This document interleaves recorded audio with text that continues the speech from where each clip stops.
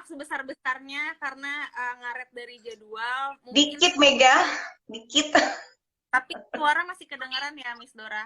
Suara kedengeran, cuma gambar kejeda-jeda gitu aja. Baiklah. Jadi di episode pertama ini Klasik Kecil berkolaborasi dengan Sekolah Friends mengundang Miss Dora. Sudah sempat perkenalan sebelumnya. Miss Dora ini teacher dan juga Amazing Kids Director and Consultant dari Sekolah Friends. Hai Miss Dora, mungkin bisa Hai. oleh Miss Dora. Oke, aku dipanggilnya Miss Dora sama murid-murid, sehari-hari mengajar. Selain mengajar, aku juga sering kali diminta observasi kalau guru kelas merasa bahwa salah satu muridnya perlu intervensi, gitu kan. Lalu mengajar observasi, aku juga sering menerima konsultasi dari orang tua murid tentunya. Lalu menjembatani antara tempat terapi dan sekolah,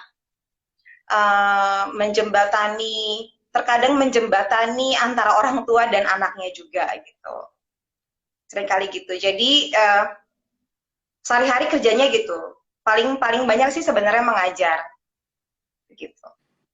Oke, terima kasih banyak nih Dora perkenalannya. Sama-sama. Yang mungkin belum pernah dengar Sekolah Friends mungkin atau sudah tahu Sekolah Friends tapi belum tahu kalau Sekolah Friends itu adalah salah satu sekolah pendidikan anak usia dini yang inklusif. Kita bisa minta Miss Dora jelasin nih apa sih Miss Dora sebenarnya inklusivitas itu dan kenapa sekolah itu memutuskan untuk jadi sekolah yang inklusif. Oke, Sekolah Friends memutuskan menjadi sekolah yang inklusif karena sebenarnya kalau dilihat lagi, pendidikan inklusif itu sudah diatur Mega sama pemerintah ya. Ada undang-undangnya, teman-teman kelas kecil bahkan bisa search sendiri lewat lewat internet bahwa Indonesia dari bertahun-tahun yang lalu itu sudah menerapkan pendidikan inklusi, artinya sekolah itu tidak boleh menolak murid, entah muridnya tipenya kayak apa gitu ya, sebenarnya harus bisa diakses oleh setiap anak gitu. Jadi Sekolah Friends itu punya semangat itu, dan Sekolah Friends mau menjadi bagian, walaupun kecil, a tiny part, tapi mau menjadi bagian dari pendidikan inklusif yang ada di dunia ini gitu. Mau menerima, mau menjadi pintu yang terbuka buat semua anak. Gitulah. Aku baru tahu kalau jadi berarti memang semua sekolah di Indonesia sekarang itu justru wajib inklusif ya Miss Dora ya? Sesungguhnya iya, makanya sekolah-sekolah negeri sekarang sudah menerima kan, sudah menerima bahkan anak yang tunanetra sudah bisa masuk ke sekolah negeri gitu. Jadi sebenarnya sudah diatur, sudah ada undang-undangnya, gitu. Oke. Nah dari tadi kan kita udah sempat bahas nih kalau di Indonesia ternyata udah ada peraturan semua sekolah itu sebenarnya harus inklusif. Nah Dora boleh jelasin nggak, mungkin teman kelas kecil yang belum ngerti atau belum familiar sebenarnya sekolah inklusif itu kan artinya apa sih? Maksudnya kan melibatkan semua anak. Nah melibatkan semua anak ini dalam hal apa saja kah seperti itu? Oke, jadi malam ini aku mau sampaikan 3 hal kecil aja. 3 hal kecil tapi ini cukup besar ya, tentang pendidikan inklusi. Jadi satu itu sudah diatur oleh pemerintah kan, sudah ada undang-undangnya gitu. Lalu kedua itu aku sebenarnya mau meluruskan sedikit miskonsepsi mengenai pendidikan inklusi, karena seringkali orang tua atau orang awam mendengar kalau ada pendidikan inklusi, biasanya mereka beranggapan bahwa ini sekolah untuk anak berkebutuhan khusus. Padahal sebenarnya enggak. Judulnya aja pendidikan inklusif gitu ya. Jadi it's to include, mengikut sertakan semua. Nih ya, semuanya tuh capital letters nih. Semuanya tuh huruf besar. Semua jenis pembelajar, semua tipe anak gitu. Dari yang anak-anak yang bertumbuh sesuai dengan usianya, tumbuh kembangnya ada di age milestone-nya, anak-anak yang punya intelijensi yang superior, istilahnya seperti itu, atau gifted, anak-anak yang masuk ke dalam kategori neurodiversity. Apa sih neurodiversity? Contohnya ada autism, ada ADHD gitu, ada disleksia, ada macam-macam gitu. Dan anak-anak yang cacat secara fisik gitu. Jadi semua itu sejatinya harus bisa mengakses sekolah, harus punya punya kesempatan belajar yang sama dengan anak-anak yang lain gitu. Itu inklusi. Lalu yang lain lagi adalah karena inklusi, orang tuh suka merasa bahwa kalau misalnya masuk ke sekolah inklusi, anaknya ABK harus didampingi guru pendamping lah gitu ya. Jadi kayak sistem gitu. Padahal sekolah pendidikan inklusi itu bukan sistem tapi semangat gitu, spiritnya, bahwa semua guru, semua elemen-elemen yang ada di sekolah, dari staf administrasi, dari staf security, bahkan sampai petugas yang ada di kantin mungkin ya, mereka terinformasi, mereka cukup teredukasi bahwa sekolah mereka itu menerima semua jenis anak gitu. Yang akhirnya sebenarnya tantangan paling besarnya memang ada di guru, ada di tim pengajar gitu. Jadi tim pengajar itu, guru-guru itu harus bisa melihat semakin menantang seorang anak, ya, the more challenging a kid, itu guru harus bisa bekerja lebih keras untuk melihat kelebihan anak tersebut. And then after that they move forward from that. Gitu. Jadi lebih ke semangatnya gitu, Mega, lebih ke filosofinya gitu. I see. Aku Itu penasaran, inklusi. Dora awalnya yang bikin Miss Dora memutuskan untuk fokus dengan concern di Amazing Kids ini atau anak berkebutuhan khusus dan inklusivitas ini, apa sih ceritanya dulu? Aduh, kalau itu cukup personal sebenarnya, karena dulu waktu saya masih kecil, saya punya tante. Tante saya ini, setelah saya besar, saya baru paham bahwa dia sebenarnya anak berkebutuhan khusus. Tapi ketika saya masih kecil, gitu ya, saya tidak paham tante saya ini tuh kenapa gitu. Ya kan, lalu tidak ada orang yang bisa menjelaskan kondisi tante saya ini waktu itu. Jadi setelah saya belajar, ngambil psikologi, lalu saya mengajar, baru saya paham bahwa tante saya ini sebenarnya ABK, cuma tidak terdiagnosa. Jadi dianggapnya adalah anak dengan keterbelakangan mental. Padahal sebenarnya kalau dia berada di lingkungan yang inklusif, dia berada di lingkungan yang punya social acceptance yang sangat tinggi, dia bisa thrive gitu. Dia bisa berfungsi, dia bisa berguna buat dirinya sendiri dan mungkin bahkan buat orang-orang terdekat dia gitu. Lalu itu satu, lalu waktu mulai ngajar, saya pernah digigit dulu sama satu murid. Dia terdiagnosa dengan autism, ya kan? Jadi kalau sudah istilahnya ada namanya sensory overload gitu ya. Dia overwhelming dengan stimulasi yang ada di sekitarnya dia. Dia nggak tahu bagaimana cara meregulasi dirinya, lalu the only resort waktu itu adalah dia menggigit dirinya sendiri atau menggigit orang yang ada di dekatnya. Nah, kebetulan saya berdiri di samping dia waktu lagi circle time, saya digigit. Sakit banget. Dari situlah maksudnya jadi guru itu tidak bisa tidak belajar. Semua jenis anak tidak bisa tidak belajar tumbuh kembang anak gitu, karena kita nggak bisa milih kan murid kita siapa. gitu kan. Jadi murid yang modelnya kayak apapun, guru tuh harus siap.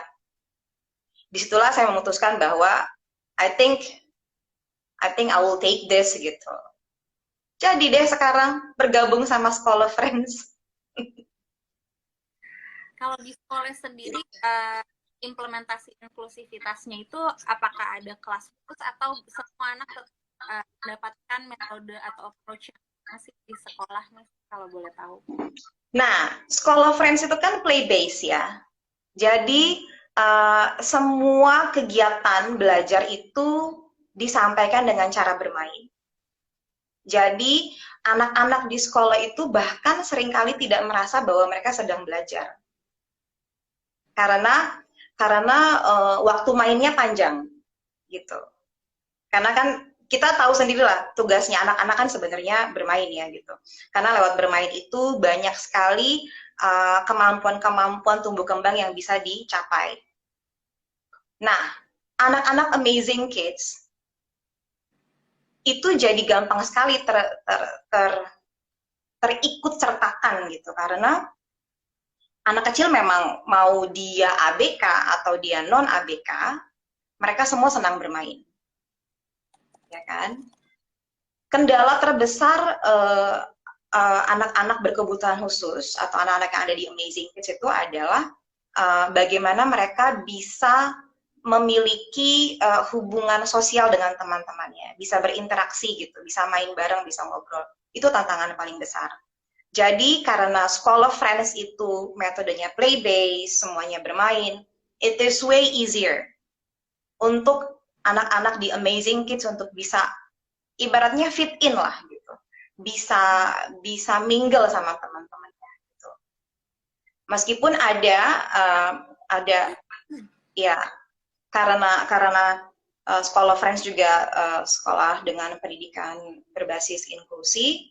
Jadi otomatis kita menerapkan istilahnya DI atau differentiated instruction. Gitu. Jadi contohnya apa sih differentiated instruction? Contohnya seperti ini. Misalnya ya, ada kegiatan tabletop di mana anak-anak harus duduk mengerjakan sebuah tugas gitu ya. Katakanlah menggunting dan menempel gitu ya. Kalau anak-anak yang bertumbuh kembang sesuai dengan usianya, mereka bisa duduk gitu ya, in one sitting, bisa duduk, bisa menggunting, bisa menempel, menyelesaikan satu pekerjaan tangan. Gitu. Nah, kalau untuk anak Amazing Kids atau anak ABK, mereka harus melakukan itu melalui tugas-tugas kecil, gitu kan? Contohnya duduk, menggunting dulu, gitu ya. Lalu setelah menggunting, karena menggunting itu kan pekerjaan yang sulit ya. Karena apalagi untuk anak-anak yang punya kemampuan motorik halus yang belum matang itu biasanya sulit sekali. Jadi habis menggunting biasanya mereka perlu rilis gitu. Dibiarkan dulu bergerak kemana-mana gitu ya, menjadi dirinya sendiri. Let's say 3 to 5 minutes. Gitu. Lalu mereka bisa kembali lagi ke tempat duduknya, melanjutkan kembali, nempel-nempel gitu. Lalu nanti rilis lagi gitu. Jadi tugasnya selesai, sama seperti anak-anak yang lain gitu. Goalnya tercapai. Tapi proses untuk supaya tugas itu selesai, itu jalannya beda-beda. Dan mirip nih ya Miss ya, aku jadi inget metode Montessori juga awalnya ditemukan karena di institusi mental anak-anak yes, kan ya. Yes, banget. Maria Montessori itu kan aslinya adalah guru untuk anak-anak berkebutuhan khusus. Mega juga baru ambil kalau nggak salah ya. Baru kelarin ya. Baru lumayan Iya, baru. benar. Betul, begitu. Jadi ya, memang harus peka sekali sama kebutuhan mereka. Begitu. Nah, begitu kalau mungkin di sini teman-teman klasik kecil, kalau ada yang mau tanya, silahkan tulis di kolom chat ya. Tadi aku hampir lupa nanya. Nah, kalau untuk lingkungan sosialnya nih, Miss Dora, seperti topik live kita, tentunya untuk amazing kids sangat penting untuk mereka bisa terlibat dalam society tanpa ada perbedaan, dapat pendekatan pendidikan yang sama gitu. Itu adalah hak mereka. Nah, kalau untuk lingkungan anak-anak ini, untuk teman-temannya, manfaat untuk proses belajar dan perkembangan sosial emosional mereka itu gimana? Jadi manfaatnya kan banyak banget ya. Manfaatnya itu luar biasa lah pokoknya. Kita lihat dulu dari sudut pandangnya anak-anak yang katakanlah normal ya disebutnya, anak-anak yang bertumbuh kembang sesuai dengan usianya ya. Manfaatnya itu besar sekali justru buat anak-anak yang normal gitu, karena biasanya anak-anak yang berada di lingkungan yang inklusif, lingkungan sosial yang inklusif, itu mereka punya level empati yang sangat tinggi. Lalu mereka punya kemampuan untuk melihat berbagai macam situasi, bukan cuma dari sudut pandang mereka, tapi dari sudut pandang orang lain yang berbeda sama dia gitu ya. Lalu punya sense of respect gitu. Dan kalau yang sering kali terjadi adalah mereka sangat helpful gitu kan. Mereka yang tadinya misalnya nggak mau berbagi mainan gitu ya, dengan kehadiran ABK di tengah-tengah mereka, mereka belajar untuk berbagi dan menolong gitu sih. Itu yang kelihatan banget. Gitu.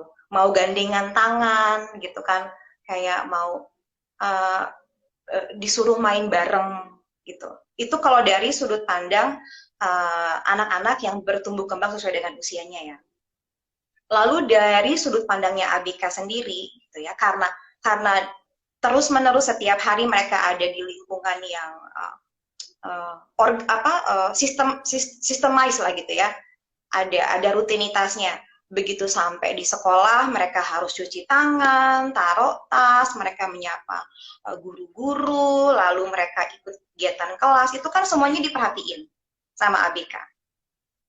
Meskipun mereka belum punya kemampuan untuk bisa mengikuti rutinitas gitu ya, sama seperti teman-teman ya, tapi if they see that every day gitu ya, terus mereka juga diikut sertakan setiap hari, nanti pada akhirnya mereka akan menginternalisasi itu dan bisa akhirnya ngikutin gitu. Mungkin nggak langsung, mungkin tidak langsung, tapi kalau mereka diekspos ya setiap hari dengan rutinitas, mereka lama-lama akan terbiasa dan bisa pick up itu. Jadi they try to model their friends gitu. Itu manfaatnya dari sudut pandang ABK. Lalu dari guru nih, ini penting banget. Guru-guru yang ada di lingkungan pendidikan inklusi itu biasanya jauh lebih kreatif, Mega, gitu kan? Karena semua anak nggak sama. Itu satu. Mereka harus they have to know how to differentiate their instructions gitu. Instruksi ke anak A sama ke anak B belum tentu sama gitu. Ada satu anak yang begitu dikasih pekerjaan, mereka bisa menyelesaikan sendiri. Ada satu anak yang benar-benar harus ditungguin gitu ya, karena mereka butuh boundaries misalnya. Karena kalau nggak ada boundaries, mereka akan terus-terus keluar dari kursi. Jadi hal-hal seperti itu guru jadi belajar terus. Mereka tidak nggak stagnan gitu. Mereka belajar terus. Mereka harus gimana supaya bisa mengikut sertakan semua anak-anak murid di kelasnya, gitu. Nah tadi saya sempat bilang juga kan, guru-guru yang terbiasa ada di lingkungan pendidikan inklusi gitu. The harder the challenge gitu ya, semakin sulit tantangan gitu ya dari satu anak, mereka harus mampu menggali, mampu melihat kelebihannya anak ini apa. Gitu. Karena pasti ada, nggak mungkin nggak ada. Gitu. Itu dari anak-anak dan guru ya. Lalu orang tua murid yang ada di lingkungan pendidikan sosial, lingkungan pendidikan inklusi juga mereka jadi sebisa mungkin tuh mereka mau menciptakan lingkungan yang suportif gitu. Ini kita ngomongin ini ya, kita ngomongin lingkungan pendidikan inklusi yang ini ya, sesungguhnya ya, yang bukan cuma sekedar, kan banyak ya bilang sekolah inklusi, tapi begitu anaknya masuk, guru-gurunya nggak tahu gitu. Gitu ya. Persis gitu. Begitu. Jadi manfaatnya luar biasa banyak. Jadi kalau aku tarik benang merahnya, manfaatnya nih semuanya memperkaya ya, Miss, kayak buat anak-anak ABK mereka tentunya menjadikan aksinya menjadi bagian dari komunitas secara utuh, dari anak-anak yang mereka juga interaksinya semakin tinggi empatinya untuk orang dan guru juga semakin kaya pengalamannya, kreativitasnya, kepekaan untuk anak. Ya. Nah, kayaknya aku udah banyak banget nanya nih. Kita coba mulai intip pertanyaan dari teman-teman kelas kecil nih ya, Miss Dora ya. Oke, aku coba jawab ya. Siap, ini aku cek dulu nih contekannya, pertanyaan-pertanyaannya. Oh ya, teman-teman kelas kecil, kalau ada yang mau nanya silakan tulis di kolom chat. Nanti di akhir Instagram live kita akan pisah tuh penanya paling menarik. Nanti Miss Dora yang tentuin aja yang paling menarik pertanyaan yang mana. Oke, siap. Akan mendapatkan hampers dari sponsor Coffee. Nah, Bu Ayub Entri, pertanyaannya, Hai Miss, kalau untuk anak yang hiperaktif gimana ya Miss? Kelas 3 jam, dia bisa lari-lari selama 2,5 jam. Mungkin bisa share ilmunya Miss. Thank you. Oke. Pertama-tama ini dapat si ibu bisa tahu anaknya hiperaktif dari mana? Karena yang perlu kita sadari itu ya, hiperaktivitas itu harus ada diagnosanya, harus ada penegakan diagnosa. Apakah anak ibu disebut hiperaktif, ibu dapatkan diagnosa dari klinik tumbuh kembang anak kah, atau dari psikolog anak kah, atau dari mana gitu. Jadi jangan sampai pendapat personal gitu, pendapat pribadi, anak saya hiperaktif nih gitu. Padahal kita belum benar-benar tahu, ya kan? Karena ada ininya, ada instrumennya tuh, ada alat-alatnya untuk bisa menegakkan diagnosa bahwa seorang anak itu punya kecenderungan hiperaktivitas. Itu satu. Lalu kalau dia suka lari-lari, bisa jadi anaknya memang cara belajarnya kinestetik. Bukan tipe anak yang suka duduk dan mendengarkan. Ya kan? Jadi ibu mau coba, boleh lihat ada namanya psikolog terkenal namanya Howard Gardner. Dia memperkenalkan multiple intelligences gitu ya, bahwa tipe belajar anak-anak itu nggak ada yang sama gitu. Jadi tolong jangan mendiagnosa sendiri. Satu, hiperaktivitas dapat dari mana gitu? Apakah itu dari psikolog atau dari klinik tumbuh kembang anak kah gitu? Lalu bisa jadi anaknya memang kinestetik, jadi kebutuhan bergeraknya banyak. Oleh karenanya anak-anak seperti ini harus belajar lewat banyak bergerak. Body movement gitu, harus banyak seperti itu. Lalu ibu juga mau memperhatikan dietnya, jangan terlalu banyak gula, jangan konsumsi terlalu banyak susu atau gluten, karena contohnya susu itu tidak selalu ramah di pencernaan anak-anak. Seperti itu. Susu itu ada yang mengandung namanya L-kasein. Ya. Kalau untuk anak-anak yang tidak sensitif, L-kasein itu bisa jadi energi. Tapi untuk anak-anak yang pencernaannya sensitif, L-kasein itu jadinya racun. Artinya anaknya jadinya muter-muter terus tuh. Jadi mau memperhatikan gula, susu, dan gluten harus bisa dikurangin gitu. Karena itu berpengaruh sekali untuk anak-anak yang punya kecenderungan bergerak terus. Begitu. Oke, semoga terjawab ya tadi Mom yang nanya. Nah, pertanyaan berikutnya dari Amalia. Pertanyaan ini Miss, apakah anak-anak lain diberi penjelasan tentang temannya yang amazing kid dan bagaimana cara berhadapan dengan mereka? Mungkin maksudnya di kelas kali ya, Miss. Apakah mereka diberitahu atau gimana? Iya, iya. Diperkenalkan, diberitahu, diberikan pemahaman bahwa kita punya satu teman katakanlah namanya A. A itu masih harus belajar masih masih butuh bimbingannya Miss Dora, tolong minta apa? Masih butuh pertolongan Miss Dora untuk bisa belajar bersama dengan teman-teman gitu. Udah, sesimpel itu ya kan karena menjelaskan ke anak-anak jangan panjang lebar. Mereka pusing nanti. Harus singkat, padat, jelas. They will understand. Nah, nanti setelahnya, iya, betul. Mereka begitu dibilang teman si A ini memang butuh bantuan Miss Dora gitu ya, untuk bisa sama kayak teman-teman duduk duduk mendengarkan misalnya, untuk bisa ikut kegiatan kelas gitu. Dijelaskan seperti itu mereka sudah mengerti. And then after that, biasanya akan keikutan tuh. Pokoknya the rest will follow lah gitu. Mereka akan mencoba untuk jadi ramah gitu. Lalu saling tolong menolong gitu. Jadi iya diperkenalkan, dijelaskan.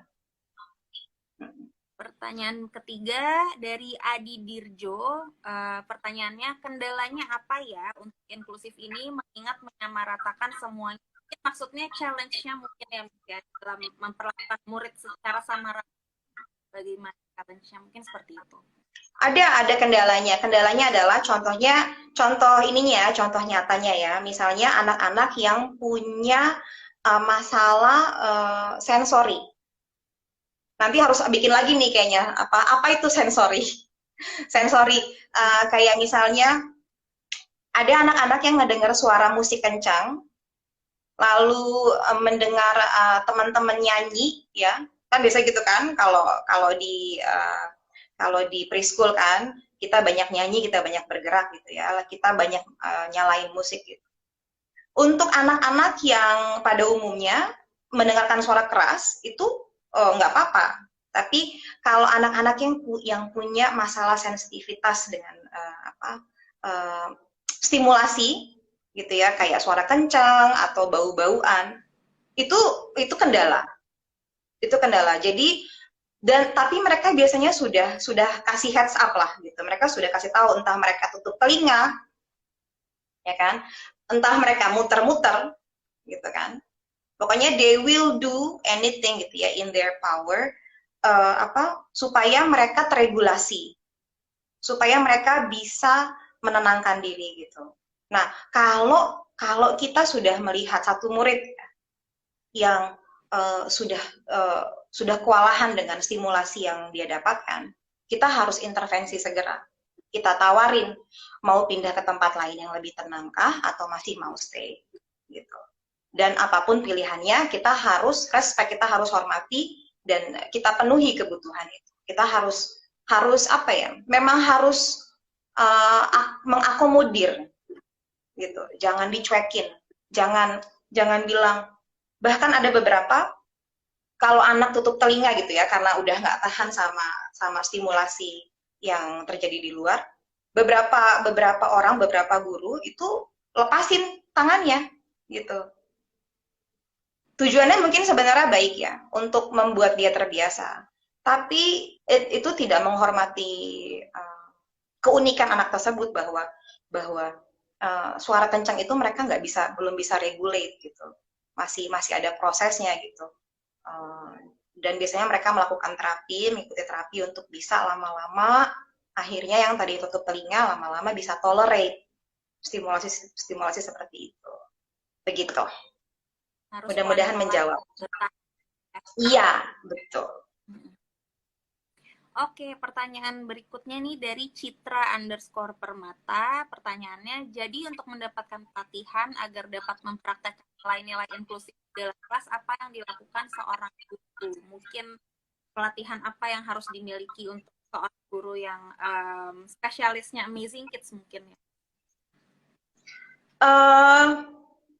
Ada banyak sebenarnya, enggak sih kalau dibilang banyak enggak. Sedihnya itu sedihnya. Jadi di negara kita yang tercinta ini masih masih sangat terbatas gitu ya pelatihan-pelatihan yang membina guru-guru untuk lebih lebih lebih aware, lebih terinformasi, lebih teredukasi terhadap segala macam jenis profil anak gitu. Tapi ada saya dulu ngambilnya kebetulan waktu saya di Thailand, waktu saya di Bangkok, lalu sempat ada kesempatan pergi ke luar juga melakukan student exchange, ya kan? Jadi dan belajarnya juga tentang ABK. Kembali ke Indonesia terus terang memang susah gitu. Lalu di 2017 saya ketemu, ini jadi nyebutin nama brand nggak apa-apa nih? Gimana Mega? Ada namanya Cipta Aliansi Edukasi. Cipta Aliansi Edukasi ini boleh dilihat ada ininya kok, ada Instagramnya gitu. Langsung aja DM, bilang aja saya tahu dari Miss Dora, saya guru, saya mau belajar tentang anak berkebutuhan khusus. Mereka akan sangat welcome. Gitu. Cinta Aliansi ya, Miss. Cinta Aliansi Edukasi. Cipta Aliansi Edukasi ya. Mereka ada program khusus untuk ini ya, untuk pendidikan inklusi. Durasinya 1 tahun, lama sih memang, tapi ya it's worth it gitu. Kalau memang seorang guru terpanggil untuk bisa menjadi guru yang capable ya, menjadi guru yang punya paket lengkap gitu, yang mampu bisa menghadapi segala macam jenis anak gitu. I will recommend untuk ngambil course yang sifatnya mendidik guru-guru untuk supaya bisa lebih lebih matang di dalam pendidikan inklusi. Begitu. Nah, pertanyaan berikutnya dari Anggi Amalia lagi nih, pertanyaannya adalah apakah anak-anak yang bukan ABK ini menyadari sendiri bahwa temannya memang butuh perlakuan berbeda? Oh, itu yang tadi, Miss. Udah ternyata. Iya. Bentar. Oh, nih ada. Pertanyaan berikutnya, Miss Dora, what should teachers do when an ABK starts to get physical, mukul atau gigit teman atau guru? Oh, itu kalau sudah menyakiti secara fisik itu harus di stop. Di saat itu juga bisa dipisahkan, langsung dipisahkan gitu ya. Lalu dicari tahu penyebabnya apa. Itu jangan sampai dibiarkan terus-menerus, karena kalau itu dibiarkan terus-menerus nanti anaknya merasa bahwa itu adalah lampu hijau untuk melakukan itu tadi tindakan-tindakan yang fisik gitu ya. Dan perlu dilihat mungkin jangan-jangan anaknya punya masalah behavior gitu. Dilihat usianya berapa, kayak misalnya gini ya, anak usia 4-5 tahun itu kan sudah bisa memisahkan right from wrong gitu. Meskipun ada lah masalah gitu ya, ada kadang-kadang mereka masih belum bisa terlalu pandai untuk meluapkan emosi gitu ya, tapi mereka sudah mampu melihat sudah punya level empati yang maksudnya sudah tahu bahwa yang ini buruk, yang ini baik gitu. Jadi kalau menggigit, menyakiti teman-teman itu dilakukan secara terus-menerus, itu sebaiknya harus orang tuanya dipanggil, minta orang tuanya untuk dibawa ke klinik tumbuh kembang anak untuk di-assess. Gitu. Takutnya anaknya ada masalah behavior, ya kan? Gitu. Seperti itu. Tapi yang perlu diingat adalah guru tidak bisa guru tidak bisa memberikan diagnosa. Aku tidak punya kuasa, aku tidak memberikan diagnosa gitu. Jadi aku ngapa-ngapain itu pasti aku refer ke klinik tumbuh kembang anak gitu. Lalu nanti biasanya saya dan terapis anak tersebut, kita tektokan, berkomunikasi, entah saya datang ke tempat terapi, ngelihat muridnya lagi melakukan terapi gitu. Jadi jangan sampai putus komunikasi. Jadi seringkali guru-guru itu pokoknya taunya anaknya di terapi gitu. Tapi lalu mereka tidak tahu terapinya sudah berjalan seperti apa gitu. Apa ada yang bisa diterapkan juga nih dari tempat terapi ke sekolah gitu. Itu yang suka putus gitu. Nah, sebaiknya itu tidak. Jadi karena biasanya klinik tumbuh kembang anak, lalu terapis-terapis yang menterapi ABK itu mereka tangannya terbuka untuk kalau misalnya ada guru-guru yang mau datang dan mencari tahu informasi tentang murid-murid ya. Itu berkomunikasi jangan sampai putus pokoknya sama tempat terapi. Begitu. Ada satu pertanyaan lagi nih, tapi agak udah ketutupan nih ujungnya. Perlakuan guru terhadap murid itu apakah harus disesuaikan dengan siswa? Ini pertanyaan dari Citra Permata. Perlakuan guru apa harus disesuaikan dengan muridnya, dengan kebutuhan? Oh ya, iya harus. Jadi karena kayak satu anak misalnya ya, satu anak itu kalau ngelihat katakanlah nih misalnya temanya gitu ya, temanya tuh lagi Chinese New Year gitu ya. Biasanya ada barongsai gitu ya. Ada anak-anak excited gitu ya ngeliat barongsai, atau katakan ondel-ondel gitu ya, seneng ya karena lucu gitu mungkin ya, berwarna-warni. Ada anak yang ketakutan, terus nangis dan tantrum gitu ya, nggak mau ada di tempat itu pokoknya karena ketakutan ngelihat terlalu banyak warna, matanya serem lah, atau terlalu banyak lah stimulasi yang terjadi gitu. Of course guru harus ini menyesuaikan, harus bisa men-treat gitu ya anak sesuai dengan profilnya dia gitu. We have to come down to their level gitu. Memang itu berat sih ya kan, secara guru satu muridnya banyak gitu. Tapi kalau guru yang mumpuni, guru yang baik, mereka sudah langsung tahu gitu ya, sudah tahu bahwa this is hard for some children gitu. Therefore ya kan, kalau sudah peka, kalau guru sudah peka terhadap kebutuhan murid-muridnya, biasanya mereka langsung adjust.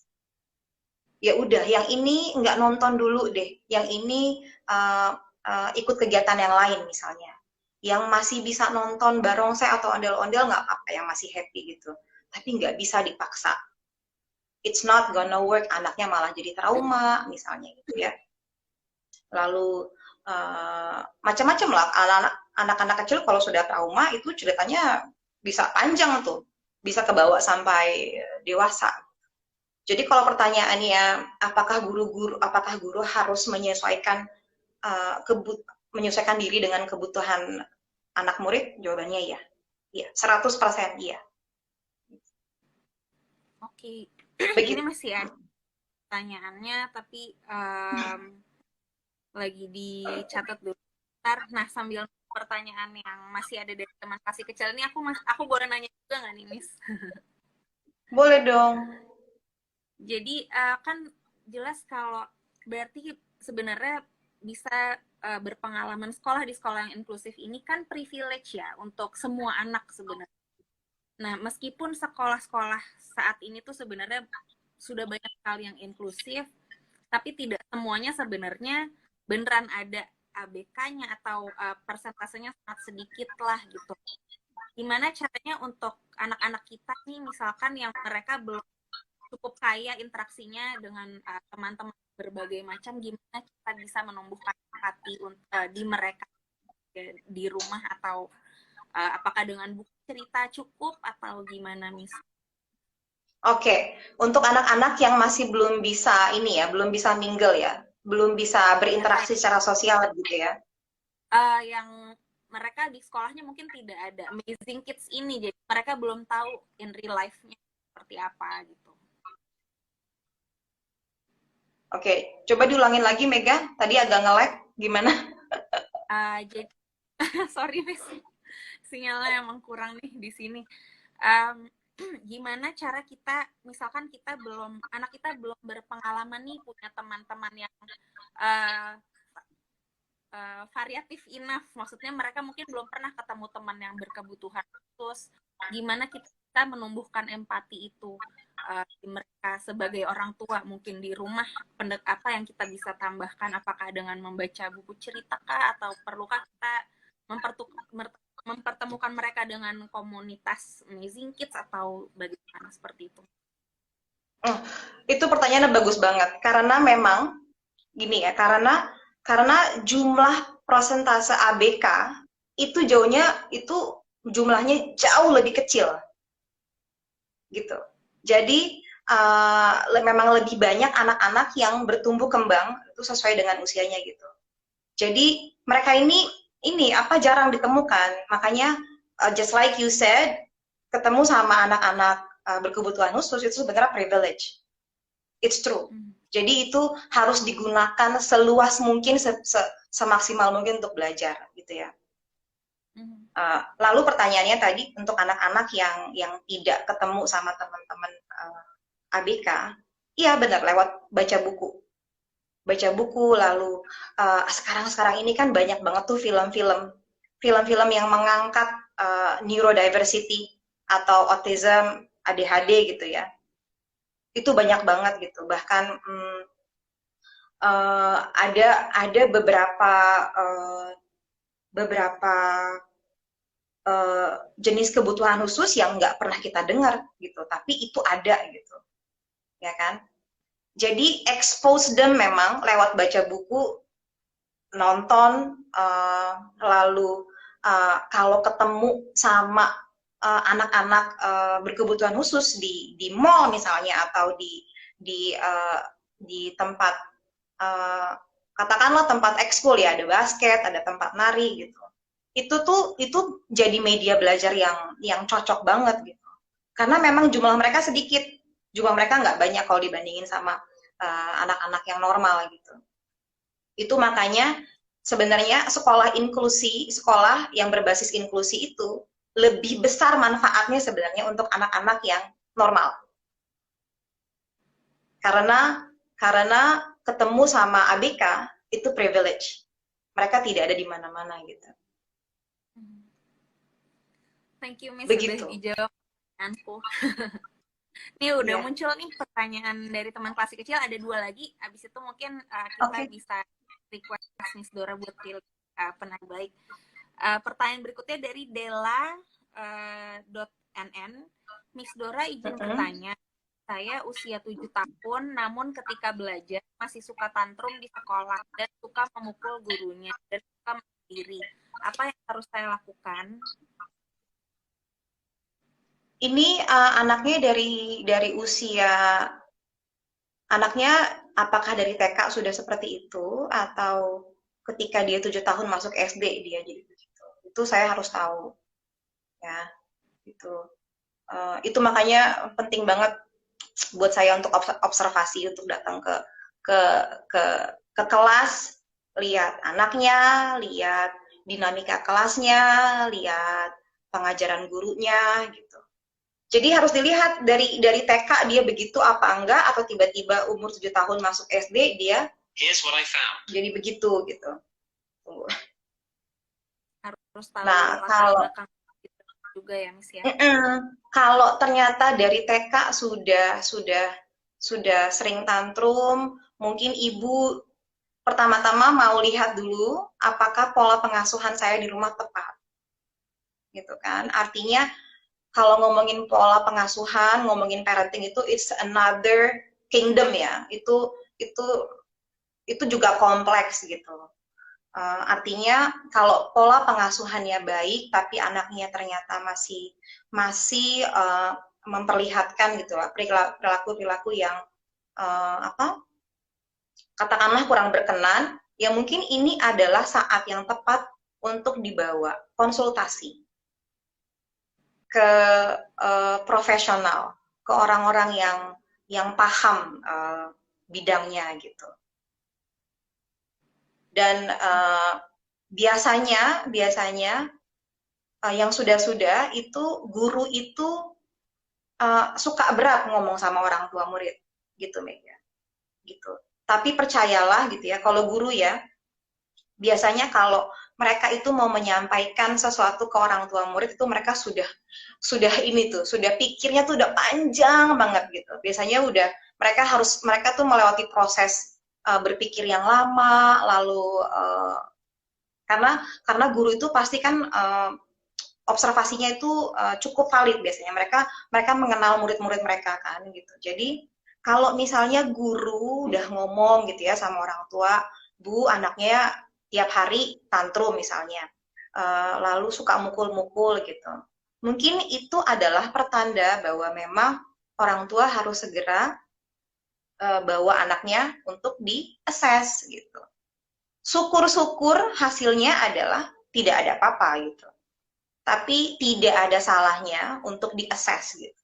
Karena takutnya kalau ada katakanlah masalah tumbuh kembang gitu ya, itu bisa segera diatasi sedini mungkin gitu.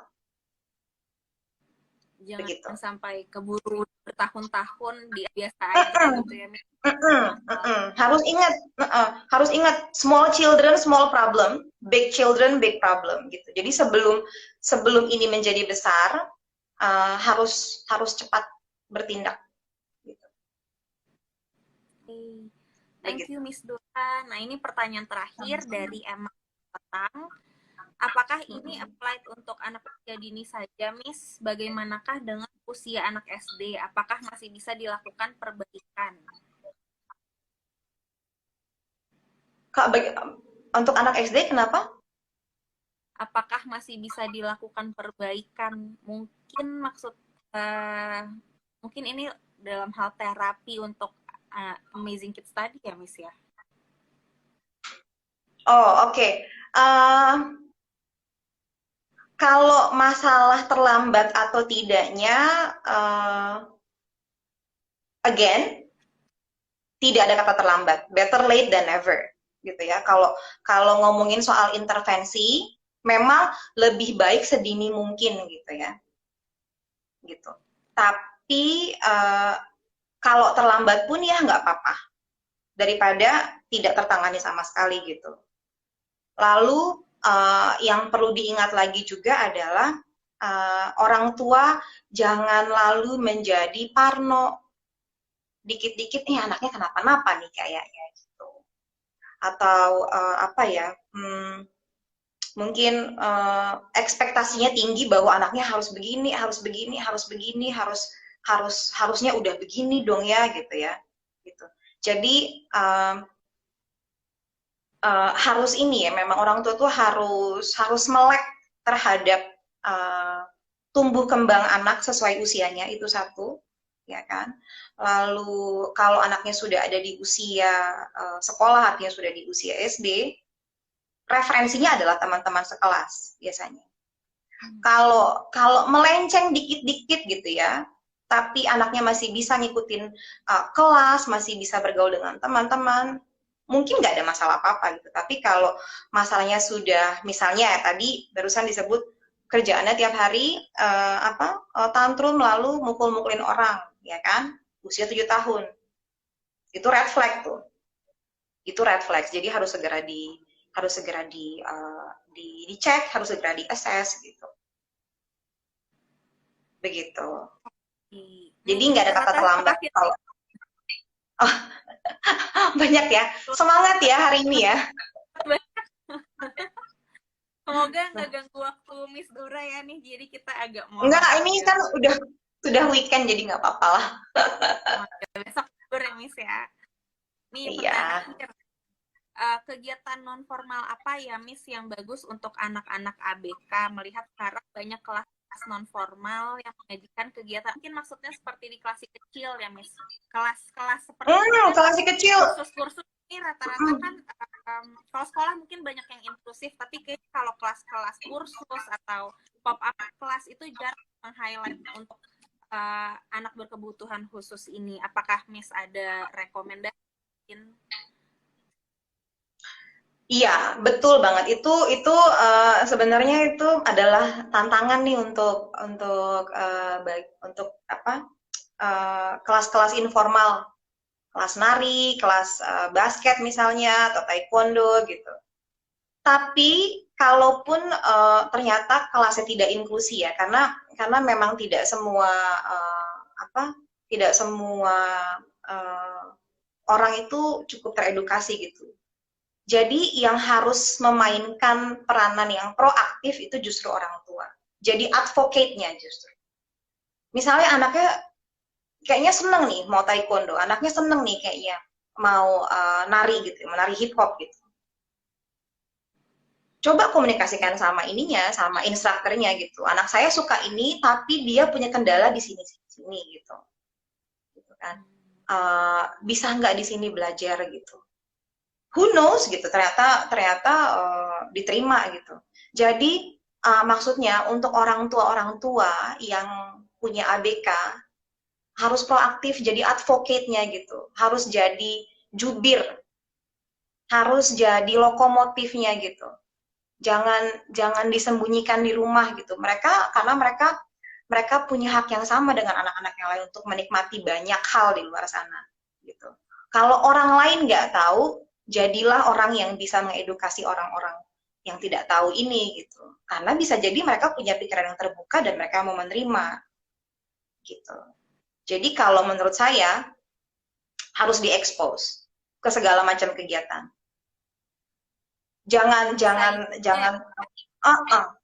betul. Dihubungkan ke mungkin dia kebutuhan khususnya apa, misalkan tadi Miss Dora mention ada anak ya kinestetik sekali, mungkin cocok dengan sekolah formal semacam olahraga kayak gitu ya misalnya. Yes, gimnastik gitu ya, benar. Atau nari, betul, setuju. Seperti itu. Jadi jangan dulu melihat ini lingkungannya inklusif apa enggak gitu ya. Karena kalau kita nyari yang kayak gitu, bisa-bisa nggak dapet.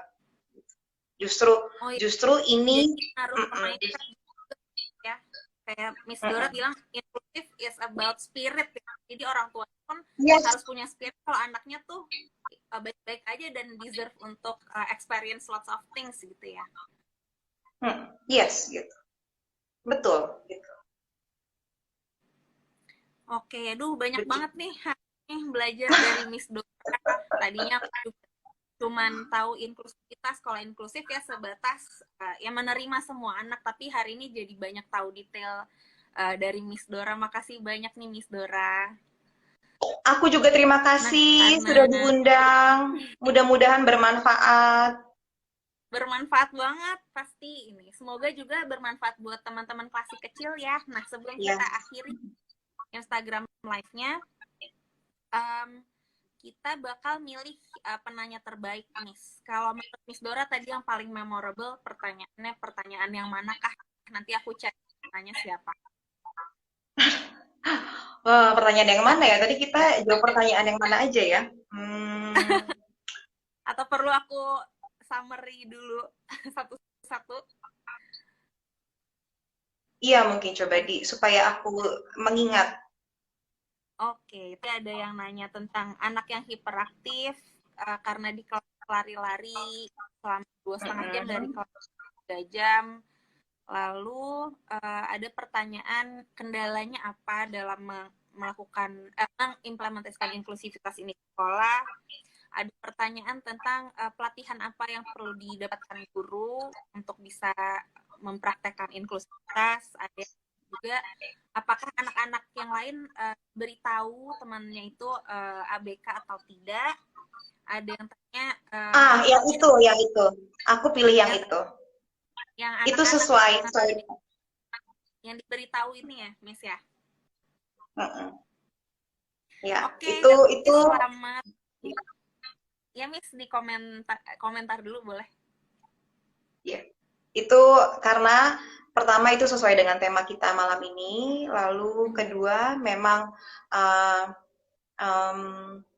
dalam proses mengintegrasikan ABK ke dalam kelas inklusi itu tidak selalu mudah, tapi bisa dicapai. Jadi itu pertanyaannya sangat bagus, sangat memorable. Oke, kalau gitu selamat nih ke teman klasi kecil yang akun Instagramnya namanya @anggiamalia. Tadi yang nanya apakah anak-anak yang normal ini diberitahu bahwa temannya itu ABK atau tidak oleh guru. Selamat ya, nanti bisa DM langsung ke klasi kecil untuk nge-claim hadiah dari Nalini Coffee berupa 1 hampers berisi 5 drip specialty blend dari Nalini Coffee. Congratulations! Nah, sudah di ujung acara Instagram Live kita nih. Sebelumnya aku mohon maaf, banyak gangguan teknis sebenarnya sampai sekarang ya, Miss. Ini aku masih nge-lag.